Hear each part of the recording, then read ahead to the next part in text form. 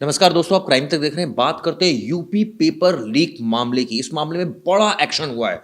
बड़ा एक्शन ये हुआ है कि आईपीएस अधिकारी जो डीजी थी, यूपी पुलिस भर्ती जो बोर्ड था उसकी अध्यक्ष जो थी रेणुका मिश्रा, उनको हटा दिया गया पद से और उनकी जगह अब जो है दूसरे अधिकारी को ये जिम्मा सौंपा गया है। लेकिन रेणुका मिश्रा जो थी वो बताते हैं कि जो इंटरनल रिपोर्ट आई है उसके आधार पर ही कहा जा सकता है कि कहीं ना कहीं लापरवाही बरती गई। एक तो समय से एफआईआर नहीं हुई, ये बात सामने आ रही है, और दूसरी जो सबसे बड़ी वजह आ रही है पेपर लीक को लेकर, जो जांच रिपोर्ट में सामने है कि परीक्षा रद्द होने के बाद से भर्ती बोर्ड की इंटरनल असेसमेंट कमेटी रिपोर्ट ही नहीं दे पाई। यानी कि दो बड़ी लापरवाहियां मानी गई हैं। 50 लाख से ज्यादा अभ्यर्थी, 60,000 पद थे। योगी सरकार ने पेपर कैंसिल कर दिया था और अब दूसरा बड़ा एक्शन योगी सरकार का कि जो डीजी थी उनको ही हटा दिया गया है। रेणुका मिश्रा के बारे में मैं आपको बता दूं, ये आईपीएस अफसर हैं, 1990 बैच के आईपीएस अफसर हैं। 2021 में इनको प्रमोट किया गया था और इनको डीजी बनाया गया था। स्पेशल इन्वेस्टिगेटिव टीम की इनको जिम्मेदारी सौंपी गई थी। साथ साथ यूपी पुलिस भर्ती एवं प्रोन्नति बोर्ड जो था उसकी जिम्मेदारी सौंपी गई थी। तो अब ये कहा जाए गोपाल जी, ये जो बड़ा एक्शन लिया गया है, राजीव कृष्ण नए आईपीएस अधिकारी जो है उनको बोर्ड का अध्यक्ष बनाया गया है। ये बड़ा एक्शन लिया गया है, इसको रूटीन ट्रांसफर नहीं माना जाना चाहिए। और नहीं, ये किसी भी सूरत में रूटीन ट्रांसफर नहीं है। ये बाकायदा देखिए, जिस वक्त ये 17-18 फरवरी को जब एग्जाम हुआ और उसके बाद ये पेपर लीक की बात उठी, गवर्नमेंट उसी समय से एक्शन में आ गई।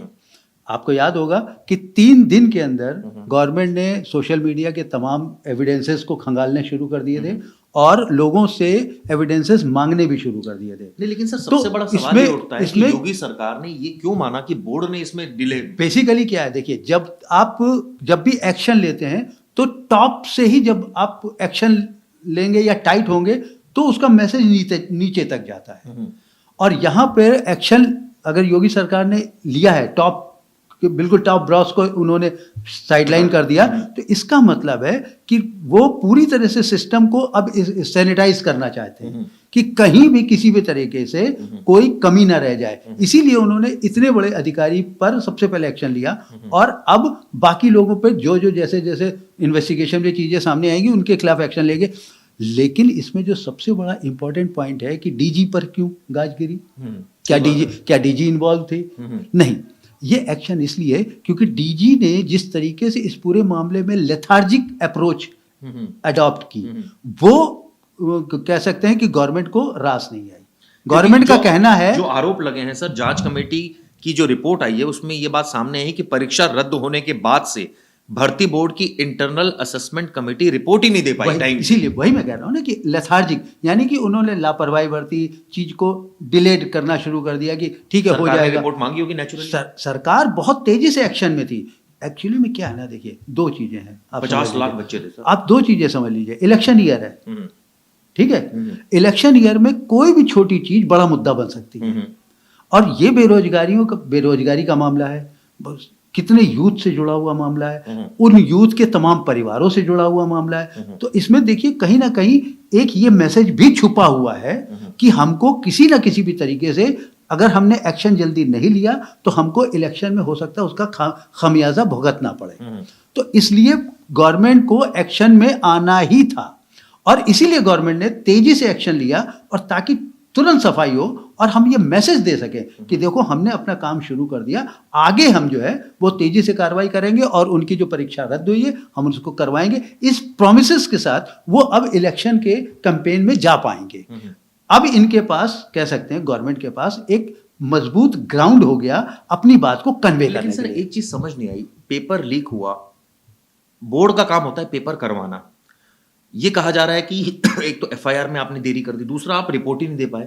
तो कहीं ना कहीं ये माना जाए कि जो पेपर करवाने की जिम्मेदारी है, यानी वो लीक भी ना हो, ये भी जिम्मेदारी बिल्कुल ये तो बोर्ड की जिम्मेदारी है ना कि बोर्ड जब पेपर कंडक्ट कर रहा है तो वो सारे अपने चीजों को सैनिटाइज कर रहा है कि नहीं कर रहा है। सारे पाथ जितने भी हैं वहां पे कहीं कोई लीकेज तो नहीं है भाई।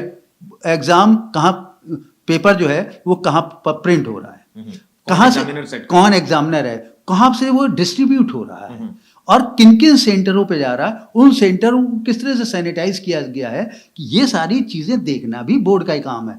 बोर्ड देखिए, ऐसा नहीं है कि बोर्ड में 5 आदमी बैठे हुए तो क्यों, उस बोर्ड का पूरा मैकेनिज्म, जैसे चुनाव आयोग, राइट बिल्कुल ठीक है, कि चुनाव आयोग जब प्रोग्राम कंडक्ट करता है, अपना चुनाव कंडक्ट करता है, तो वो पूरी तरह से चीज़ों को सैनिटाइज करता है और जितनी भी एजेंसियां हैं उनको सपोर्ट में लेता है और उनसे तुरंत एक्शन लेने की बात करता है। तो इसी तरीके से कोई भी बोर्ड जब इस तरह के एग्जाम्स को कंडक्ट करता है तो उसकी जिम्मेदारी होती है कि किसी भी तरीके से कोई लीकेज ना हो और प्रोग्राम स्मूथली कंडक्ट हो जाए, ताकि किसी भी बच्चे का कोई भी हक ना मारा जाए। ये है पूरा खेल। लेकिन सर, जिस तरह से सबसे सीनियर अधिकारी पर एक्शन, कई बार हम देखते हैं मेरे जूनियर ख्याल से- अधिकारियों पर मेरे एक्शन ख्याल होते हैं से- और बात रफा दफा हो जाती है, लेकिन नहीं, यहाँ सीनियर अधिकारी मुझे लगता है कि इसमें गवर्नमेंट ने जो भी लिया है वो स्टेप मैं उसको अप्रिशिएट करूंगा, इसलिए क्योंकि 50 लाख बच्चों से जुड़ा मामला। आप मैसेज हमेशा टॉप से देते हैं, मैसेज नीचे के सिपाही को हटाने से नहीं मिलेगा। मैसेज हमेशा टॉप, अगर हम टॉप को हटाएंगे तो पूरा मैसेज नीचे कन्वे हो गया कि कोई छोड़ा नहीं जाएगा। देखिए, डीजी लेवल की जो पोस्टिंग होती है, आप भी जानते हो, पुलिस को इतने दिन से कवर कर रहे हो, ये पोस्टिंग नॉर्मल पोस्टिंग नहीं होती है।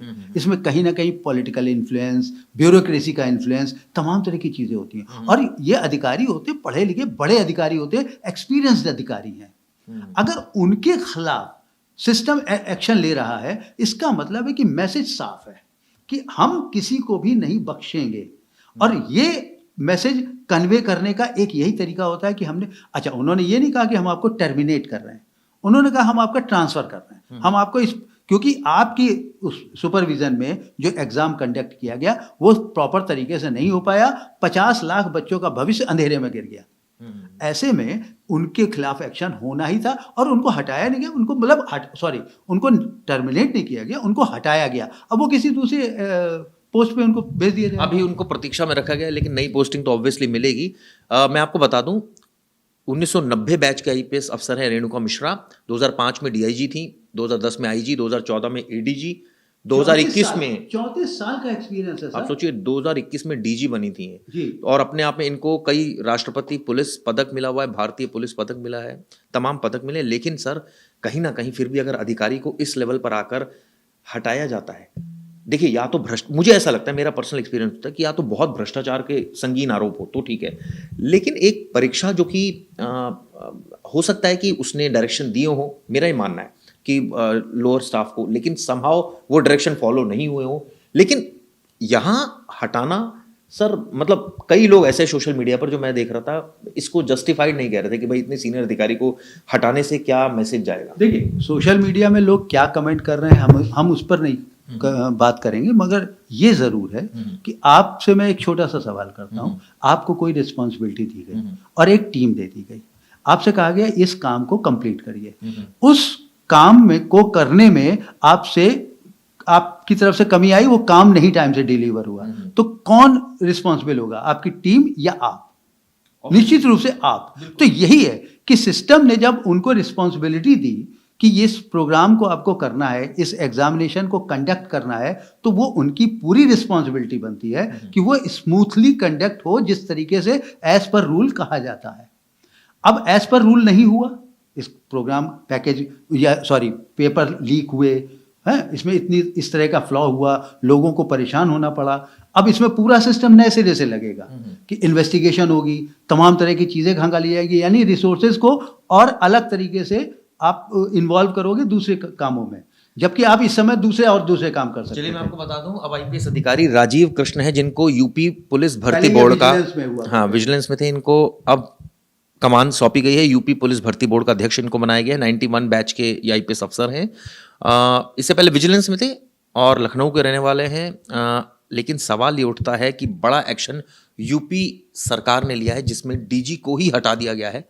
और इसलिए हटा दिया गया है क्योंकि उनका, सरकार का ऐसा मानना है कि कहीं ना कहीं लापरवाही बरती गई। 50 लाख जो छात्र, जो अभ्यर्थी थे, जिन्होंने परीक्षा दी थी, एक तरीके से परीक्षा होनी चाहिए थी, जो कि नहीं, जिससे ऑब्वियसली सरकार की छवि पर भी असर पड़ता है, इकोनॉमी, फाइनेंशियल लॉसेस भी इसमें होते हैं, और कहीं ना कहीं इलेक्शन के दौर में इस तरह का एक्शन लेकर सरकार ने कड़ा मैसेज तो दिया ही है। ये वीडियो दोस्तों कैसे लगी जरूर बताइए।